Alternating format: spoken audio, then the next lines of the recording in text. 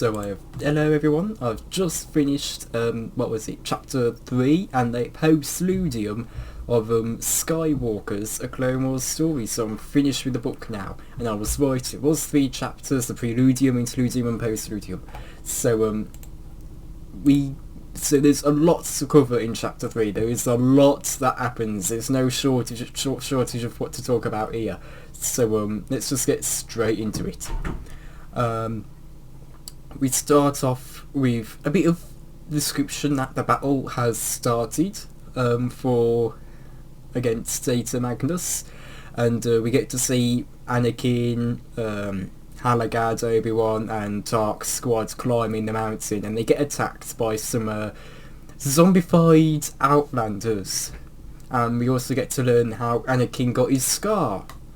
Now I was actually surprised to see this, because I was under the impression that Anakin got the scar from Ventress, and Ventress even gets a mention just after Anakin gets the scar, so I do think that's maybe a bit of a cheeky nod to that, but I was under that impression, so I may have to do some research into whether that was in canon or whether it was Legends. I'm fairly sure it was Legends though, and this book is only Legends, so that gives...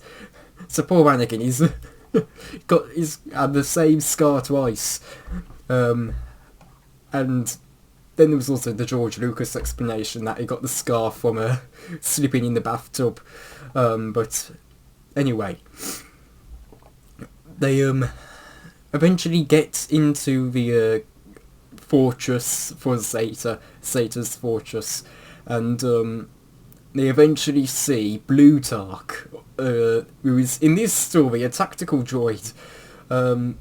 If you don't know who Plutarch is, the thing is with Zeta Magnus, he was based on Arthur Prime. He draws a lot from Arthur Prime, and Arthur Prime had a droid called Blue 4, and Tark is a Thurician for 4, I'm fairly sure. It's some of the language 4 in Star Wars, so Plutarch is Blue 4. But Plutarch had a very different appearance. Then she was a tactical droid in this, and now in canon she has a completely different appearance. So she's had a lot of different appearances, poor Plutarch. But anyway, she lures the Jedi into a throne room, and we find out that Tark's squad are actually allied with Zeta Magnus, and it actually gave us a bit of a shock. And anyway, we get a bit of a scene with Zeta Magnus, and he reveals, and he kind of talks about a bunch of different stuff. I can't remember specifically, but it turns out he was the one that caused the tragedy on Okonomo, which is often brought up in the book for what's his name, Halagad, and we find out he was the cause for that tragedy, and he really gets Halagad upset, and we see him almost kill Halagad, but eventually he's able to free himself and chases after Plutarch and Zeta, while Zeta and Plutarch make an escape. But in this scene as well, we also get to learn that Zeta Magnus has started to clone Anakin and Obi-Wan, and that was also another bit of a shock. And he's extracting their memories to put in the clones. Now, the Tark squad do fire on Obi-Wan and Anakin, who are still in the room, and they have to defend themselves, again from the Class C stuff. And we also get to see a scene where Halagad, his name keeps slipping my mind, is chasing Zeta, and we get to see that he's really filled with fury now. He really is. and we get to see just how durable Zeta is. He gets impaled in the back by a grapple hook thing, and he just pulls it out as if it's nothing, and just eats it. And we really do get to see how insane, how utterly insane Zeta is. He is literally a madman. As Halagad tries to ask him, why did you do the Okonomo stuff, and he says something along the lines of, because I am Zeta Magnus. But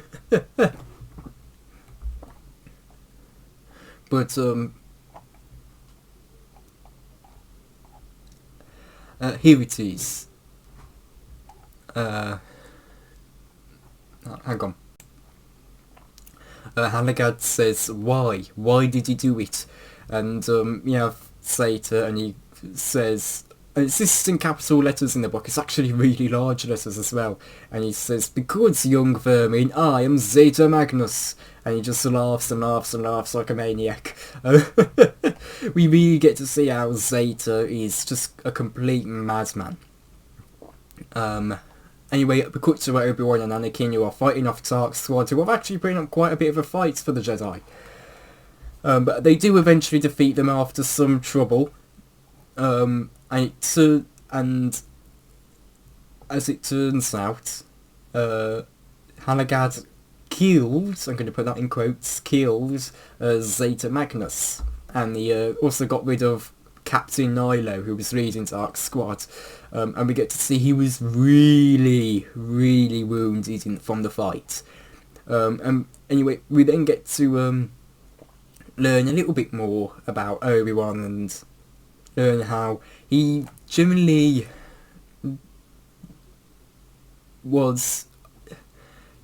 tried to he generally just didn't like thinking of the clones as Jango. He didn't want to think too much about it, because he knew it. So we get a little bit of insight to that.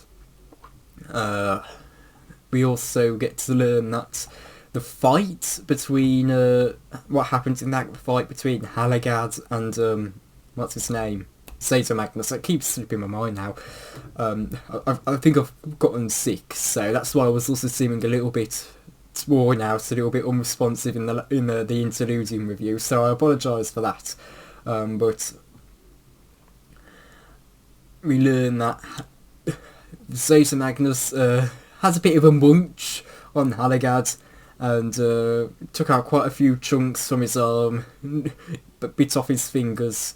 Poor Halagad. He's already lost his ear. But we find out he ended up cutting Zeta in half. And they believe Magnus to be dead. And when Anakin says to Obi-Wan he wants to train Carries, because he senses she's still alive, she was able to buy the Jedi time to fight, because they were about to be eliminated, I'm fairly sure, if I'm remembering correctly, and she appears at the window and saves them. But by drawing Tark's squad and what's her name?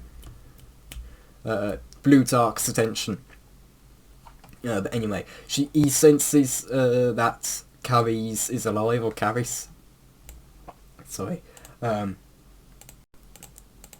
we go. And he says to Obi-Wan, I want to train her as a Jedi. And Obi-Wan is hesitant, saying that she's too old. And eventually it spurs up a fight between Anakin and Halagad, who are really going at each other. This isn't their cheeky banter this is their cheeky, offensive, but friendly banter from earlier. They're really going at each other. And Anakin gets very close to killing Halagad, Halligad's really not having a good time.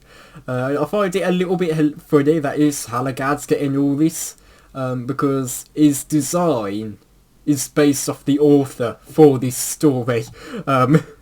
So I do find it funny that the author is pretty much giving himself all this flack, which I do find that somewhat funny. Halligad's not had a good time, but eventually Obi-Wan reprimands Anakin, and he's very disappointed with him. And we get to see Carrie's come over to him, and she says that she needed to come back and save them because they tried to save her father. And Anakin promises that at the end of the war he'll come back to train her as a Jedi. And it is a bit of a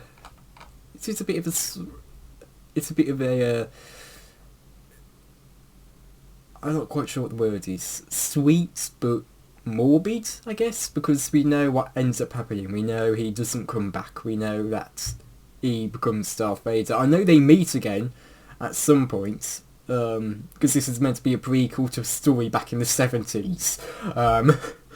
And so I know they meet again, and Wikipedia even lists Carrie's as being the apprentice to Vader, but I'm not entirely sure how accurate that is. I'll have to read the comic myself.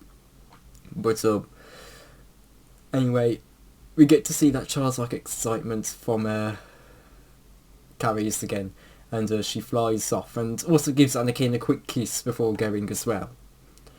And Anakin heads for the ship, and then we get probably this last bit of the book is just filled with twist after twist after twist, because in the Postludium it's revealed that the Zeta Magnus throughout the story, Zeta Magnus in chapter 3 at least, was actually a clone of the actual Zeta Magnus, and that the real Zeta Magnus is safe in the Dark Worlds.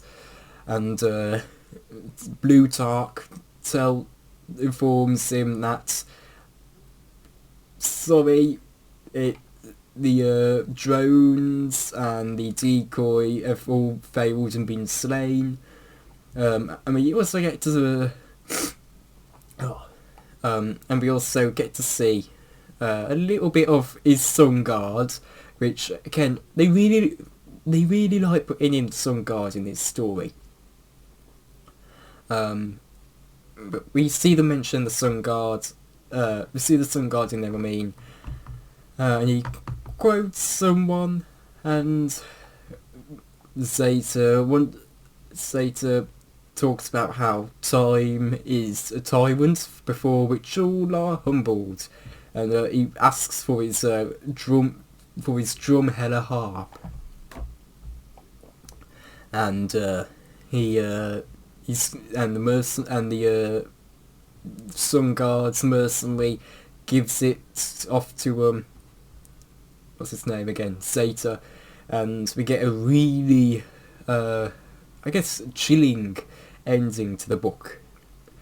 Let me see if I can read it off for a moment. Let me get it up. Here it is. And as monstrous fingers plucked the strings of that marvellous instrument, the mellifluous sounds such as was meant but only for the ears of the space gods filled the chamber, carrying across by alien science to all the worlds of this barbaric kingdom, and broadcast into the known galaxy for all her citizens, in every home, in every workplace, and in every plaza, in every eatery and establishment, and every starship, and in every vehicle, to relish, and in that storm of melodical rapture, Sirius Torn reflected wistfully, never send a clone to do the proper job of a, that's going to be a tough word to read,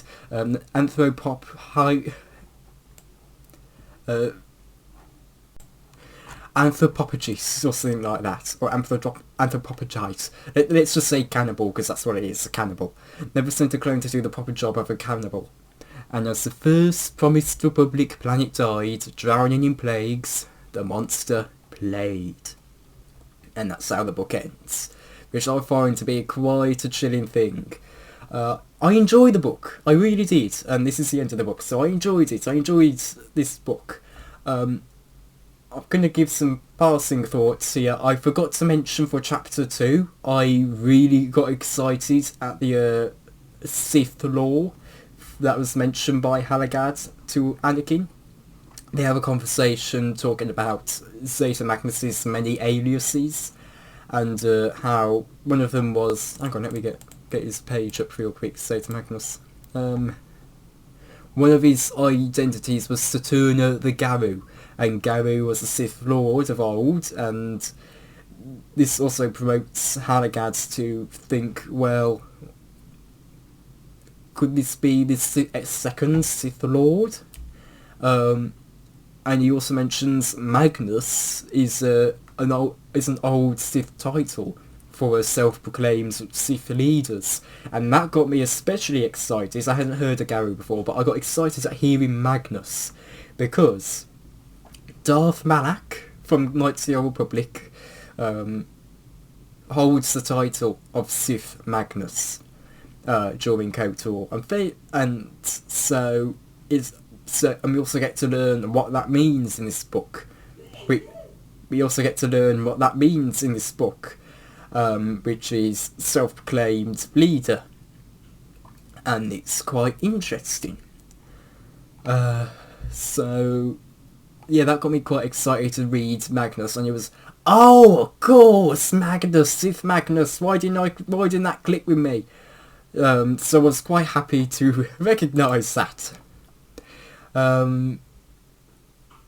For any criticisms, again, this book can either be the same problems with Darth Plagueis dialed up to the maximum, or dialed down with an extra problem, and it is the complex wording. It's not as common in this book, I don't think. It does still feature quite heavily, but it's not as common. But there are times where it's in heavy abundance, where it's like where it's like 2/3 of the sentence are made up of those words, and it's, what are you trying to say? And it's more annoying when you can just say the thing in a much simpler way, without having me trying to Google up what you're trying to say. But oh well. And another problem was at times, and I think you heard it when I was reading off that ending bit there. The grammar of the book can be a bit off, and it does go a bit, what you're trying to say,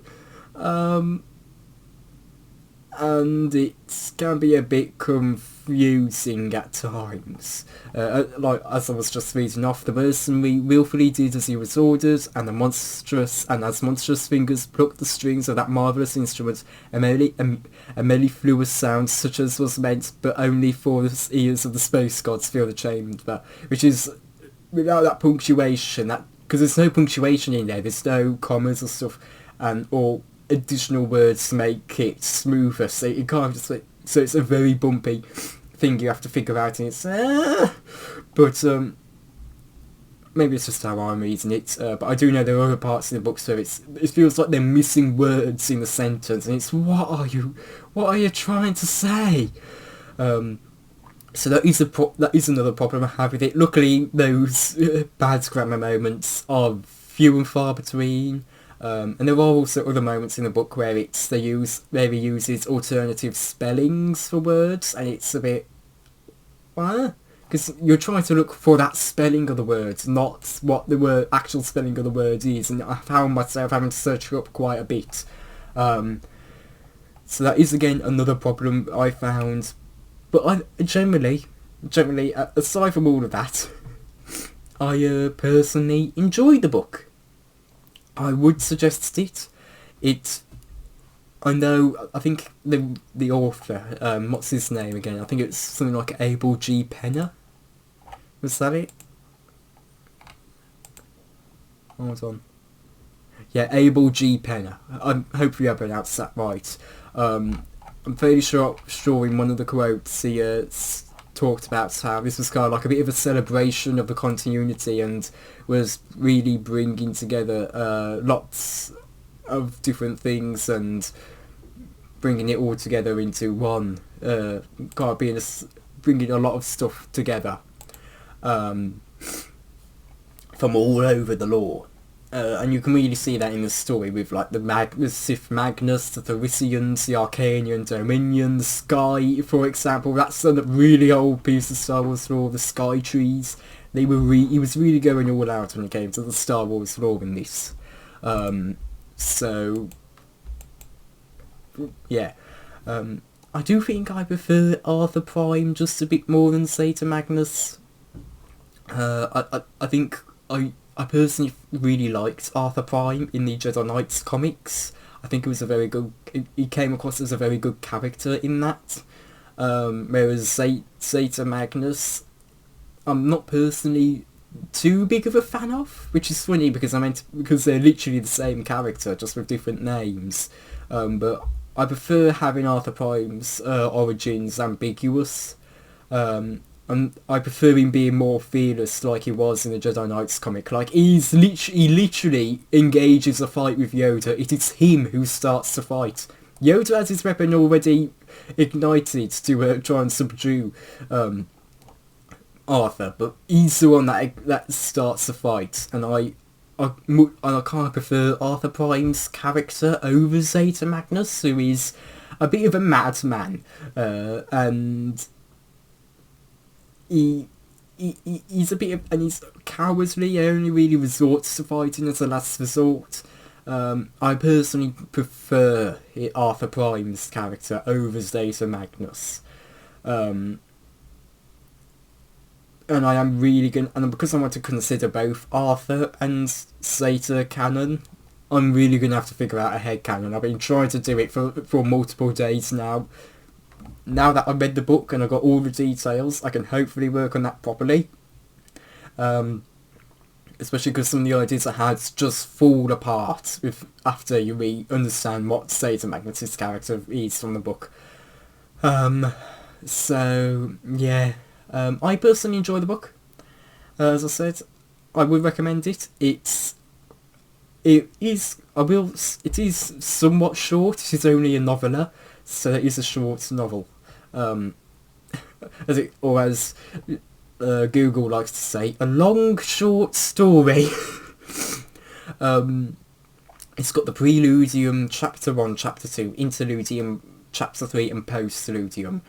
Chapter 3 is by far the longest. It's literally taken me about 6 hours to go through. I'm not joking. 5 hours. So, or 7 or 8 hours. It's taken me a long time to go through. But for me, I think that's just because it's the pace I read at.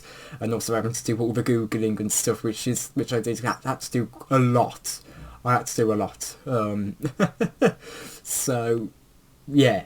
I would suggest it if you can find it. And, yeah. Again, I still think I prefer Arthur Prime and his version of and his lore, but Zeta Magnus is good. I enjoyed Zeta.